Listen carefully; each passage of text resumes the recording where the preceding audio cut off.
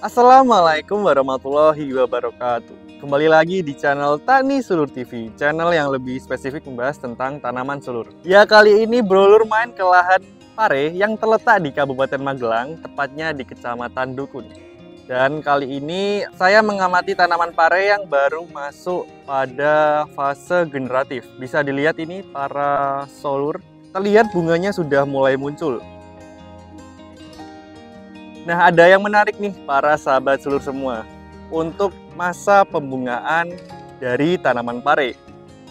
Jadi biasanya untuk masa generatif atau masa mulai berbunga tanaman pare itu hal yang menarik ada di jenis bunganya nih. Nah, mungkin para sahabat sulur khususnya yang bertani pare terkadang tidak memahami dari jenis-jenis bunga tanaman pare sendiri. Sebenarnya tanaman pare ada dua jenis bunganya nih sahabat sulur semua. Jadi tanaman pare memiliki dua jenis bunga, yaitu bunga jantan dan bunga betina.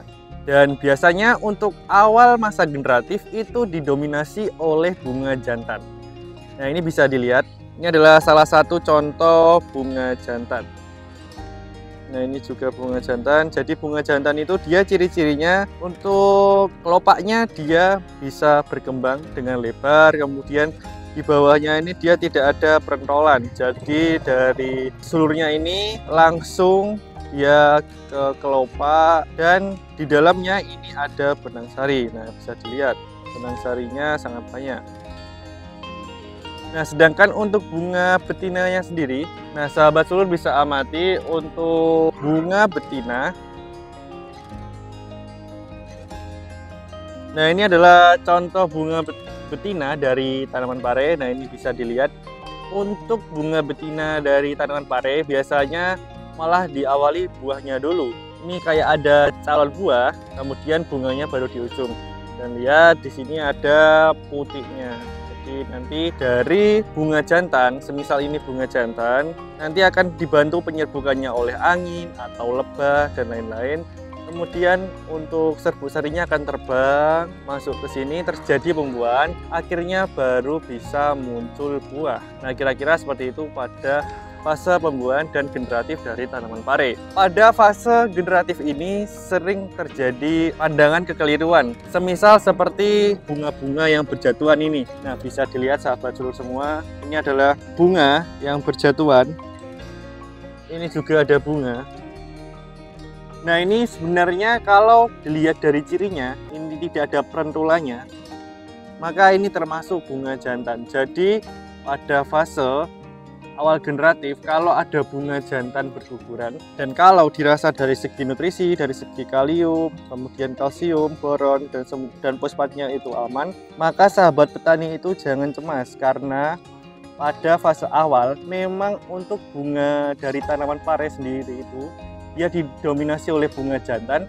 Kemudian ketika fase hidup dari bunga jantan itu selesai atau setelah usai menyerbuki dari bunga betina, maka dia akan menggugurkan diri karena itu memang mekanisme dari penyerbukan dari tanaman pare itu sendiri.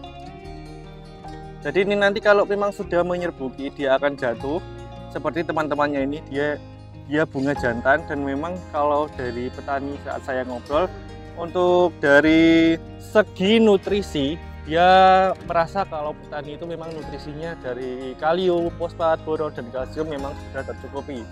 Jadi untuk jatuhnya bunga ini memang karena tugas dari bunga jantan untuk menyerbuki itu dia sudah selesai. Nah, kira-kira itu. Biasanya memang ada beberapa tani yang terkadang malah miskom, dirasa kalau dari segi nutrisi itu kurang. Padahal untuk bunga jantan yang sudah melakukan penyerbukan itu memang biasanya kalau sudah selesai akan jatuh. Dan ini juga bisa dilihat untuk hasil dari penyerbukan, maka akan jadi pare seperti ini nih.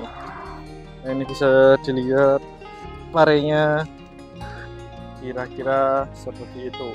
Nah, mungkin sekian yang bisa saya sampaikan. Sebelum saya akhiri, saya akan menyimpulkan apa yang telah kita bahas bersama pada kesempatan kali ini. Jadi kali ini saya main di lahan pare dan saya menjumpai lahan pare yang bunganya berguguran. Nah, ini bisa dilihat yang bunganya guguran seperti ini. Dan ini baru masa awal generatif, baru masa awal penyerbukan. Dan perlu diketahui juga dalam tanaman pare ada jenis-jenis bunga pare, yaitu bunga jantan seperti ini dan bunga betina seperti ini. Nah, seringkali bunga yang berjatuhan tadi dimiskopkan akan kekurangan nutrisi.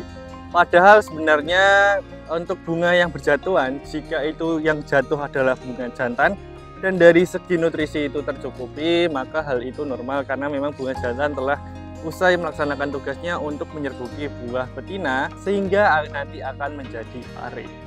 Nah, mungkin sekian yang bisa saya sampaikan. Semoga video ini bermanfaat. Jika video ini bermanfaat, jangan lupa klik like, comment, share, dan subscribe untuk tidak ketinggalan info terbaru dari channel kami. Terima kasih. Salam tani seluruh Indonesia. Wassalamualaikum warahmatullahi wabarakatuh.